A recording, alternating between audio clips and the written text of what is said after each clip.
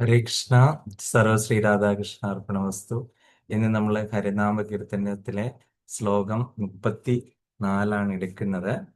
ജ്ഞാനം കണക്കയുടനഞ്ചക്ഷരത്തിനു ഊനം വരുത്തിയൊരു നക്തഞ്ചരിക്കുപത കുനൂരു ദാസിയെ മനോജ്ഞാംഗിയാക്കിയതും ഒന്നല്ലയാളു ഹരിനാരായണായ നമാം.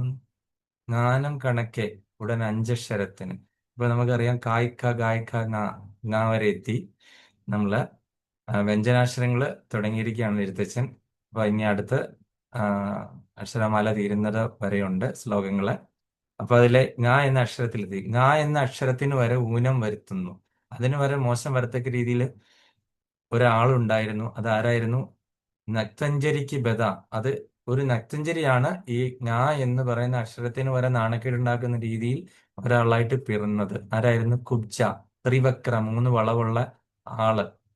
അത്രയ്ക്ക് വരെ, അത്രയ്ക്ക് വിരൂപിയായിട്ടൊരു സ്ത്രീ ആയിട്ടാണ് ആര് പിറന്നത്?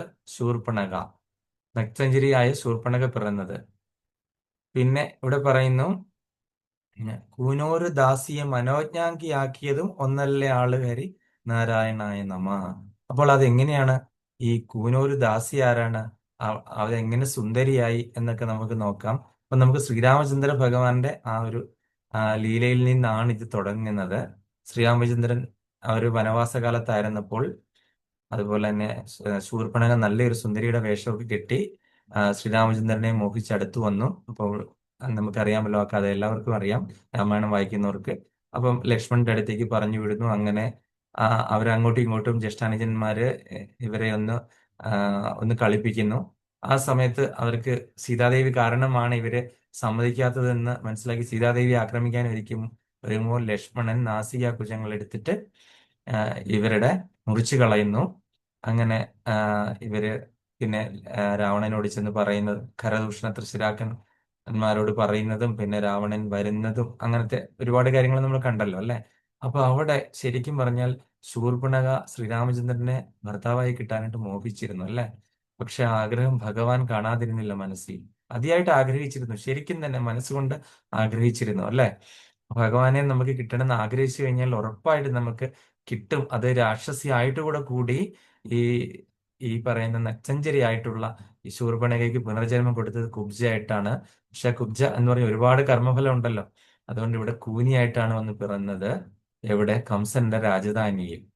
അങ്ങനെ അവിടെ ഈ കംസന് ദേഹത്ത് വരുന്ന ആ, ലാവണ്യങ്ങളും ആ, അതുപോലെ തന്നെ ഈ കുറിക്കൂട്ടുകളൊക്കെ ഉണ്ടാക്കുന്ന ജോലിയായിരുന്നു ഇവർക്ക്. അപ്പൊ അതിങ്ങനെ ആ, കൊടുക്കുക. എല്ലാവരും കളിയാക്കുന്നു. വഴിയെ പോകുന്നത് ആരായാലും ഇവരെ നിർത്തി ഒന്ന് കളിയാക്കാതെ വിടത്തില്ല. കൂനി കൂനി എന്ന് പറഞ്ഞ അപമാനം കേട്ട് ഇവര് സഹിച്ചു. ഒരുപാട് മടുത്തു അത് കേട്ട് കേട്ട് കേട്ടല്ലേ. അപ്പോഴാണ് കൃഷ്ണപിള്ളരാമന്മാര് എന്ത് ചെയ്യുന്നത്? ഈ അക്രൂരൻ വന്ന് ഇതുപോലെ മല്ലയുദ്ധത്തിന് കംസന് ക്ഷണിച്ചതും പ്രകാരം കൃഷ്ണപിള്ളരാമന്മാരെ കൊണ്ടുവരുന്നത്. അപ്പോൾ ഈ ആൾക്കൂട്ടം തിക്കും തിരക്കുമാണ്. അപ്പൊ കൃഷ്ണപിള്ളരാമന്മാരെ കാണണം എന്ന് കുബ്ജ വിചാരിച്ചു. കൂനിയായിട്ടുള്ള കുബ്ജ വിചാരിച്ചിട്ട് കാണാനിട്ട് പറ്റുന്നുണ്ടോ? ഇവരുടെ ഈ വളവ് കാരണം ആൾക്കാർ ഇവരെ തള്ളി തള്ളി മാറ്റി കാണാൻ പറ്റുന്നില്ല.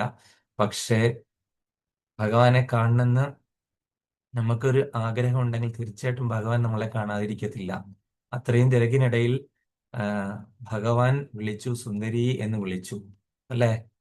അപ്പം എന്നെ അല്ലല്ലോ വിളിക്കുന്നത്, ഞാൻ സുന്ദരി അല്ലല്ലോ എന്ന് വിളിച്ച് കുബ്ജ ആ, ആ, വളരെയധികം ആ, അതിശയിച്ചു. അപ്പൊ വീണ്ടും പറഞ്ഞു, ഞാൻ നിന്നെ തന്നെയാണ് വിളിച്ചത്, അല്ലയോ സുന്ദരി, ഇവിടെ വരൂ, അടുത്ത് വരൂ എന്ന് പറയുന്നു. അപ്പോൾ ആ, വീണ്ടും അവരോട് പറയുന്നു, അത് നിങ്ങൾക്ക് തെറ്റുപറ്റി കാണും, കാര്യം ഞാൻ വളരെ വിരൂപിയായിട്ടുള്ള ഒരാളാണ്, എന്നെ സുന്ദരി എന്ന് വിളിച്ചിട്ട് കളിയാക്കരുത്, അത് നിങ്ങളെ പോലെയുള്ള ആൾക്കാർ എന്ന് പറഞ്ഞു. അപ്പം അങ്ങനെ പറഞ്ഞപ്പോൾ, ഞാൻ ആൾക്കാരുടെ ബാഹ്യ സൗന്ദര്യം അല്ല കാണുന്നത്, ഞാൻ മനസ്സിന്റെ സൗന്ദര്യമാണ് കാണുന്നതെന്ന് ഭഗവാൻ പറയുന്നു. അങ്ങനെ നമുക്കറിയാം, നമ്മുടെ മനസ്സിന്റെ സൗന്ദര്യമാണ് കാണുന്നത്, ബാഹ്യമായിട്ടുള്ള ഒന്നും തന്നെ ഭഗവാൻ അത് കണക്കാക്കാറില്ല. അപ്പൊ അങ്ങനെ എന്ത് ചെയ്തു? കുബ്ജയുടെ ഓട് പറയുന്നു, എനിക്ക് ഈ പറയുന്ന ഈ ഈ കയ്യിലിരിക്കുന്ന കുറിക്കൂട്ടുകളൊക്കെ എന്നെ ഒന്ന് ആ, അണിയിക്കുമോ എന്ന് ചോദിച്ചപ്പോൾ പറഞ്ഞു, അല്ല, അത് മഹാരാജാവിന് കൊണ്ടുപോവുകയാണ്, അദ്ദേഹം കോപിക്കും എന്നൊക്കെ പറയുമ്പോൾ, അത് സാരമില്ല, എന്തായാലും ഇന്നിത് എന്നെ അണിയിക്കൂ എന്ന് പറഞ്ഞ് കുബ്ജ അത് അണിയിക്കുന്നു. ഭഗവാൻ എന്ത് ചെയ്തു? ഒരുപാട് സന്തോഷമാകുന്നു. ഭഗവാൻ അവരുടെ കാലിൽ ഒന്ന് ചവിട്ടി പിടിച്ചിട്ട് എന്ത് ചെയ്യുന്നു? അവരുടെ താടിയിൽ പിടിച്ച് മുകളിലേക്ക് ഉയർത്തുന്നു. അവരുടെ എല്ലാ കൂനും, ത്രിവക്രയുടെ എല്ലാ കൂനും മാറി അതിസുന്ദരിയായ മനോജ്ഞാംഗിയായിട്ട് മാറുന്നു. പിന്നീട് ഭഗവാൻ കുബ്ജയെ വിവാഹം കഴിച്ചു എന്നും നമുക്ക് ചില കഥകളിൽ കൂടെ, ആ, ഭാഗവത്തിൽ കൂടെയൊക്കെ അറിയാനായിട്ട് സാധിക്കുന്നുണ്ട്. ഉപകഥകളിൽ ഒക്കെ ആയിട്ട് അറിയാനായിട്ട് സാധിക്കുന്നുണ്ട്. അപ്പൊ കുബ്ജ ശൂർപ്പണഖയുടെ ആഗ്രഹം ഭഗവാൻ അടുത്ത ജന്മത്തിൽ സാധിച്ചു കൊടുത്തു. ഭഗവാൻ അവരെ അതിസുന്ദരിയായിട്ടുള്ള ഒരു യുവതിയാക്കി മാറ്റി. എല്ലാവരും അപമാനിച്ചിരുന്ന, അപ്പോൾ അതുപോലെ നിങ്ങൾക്കും ആഗ്രഹമില്ലേ ഭഗവാന്റെ കൃപാകടാക്ഷങ്ങൾക്ക്? അതിനു വേണ്ടിയിട്ട് എന്ത് ചെയ്യണം? നമ്മളുടെ ബാഹ്യ സൗന്ദര്യമല്ല, നമ്മളുടെ ഹൃദയത്തിന്റെ സൗന്ദര്യമാണ് ഹൃദയേശ്വരനായി അല്ലെങ്കിൽ മനസേശ്വരനായിട്ടുള്ള ഭഗവാൻ കാണുന്നത്. അപ്പൊ എല്ലാവരും ആ സൗന്ദര്യം കൂട്ടിക്കോളൂ. ഭഗവാൻ തീർച്ചയായിട്ടും നമ്മളുടെ അടുത്ത് എത്തും എന്നുള്ളത് ഉറപ്പാണ്. ഹരേ കൃഷ്ണ. സർവശ്രീ രാധാകൃഷ്ണ അർപ്പണമസ്തു.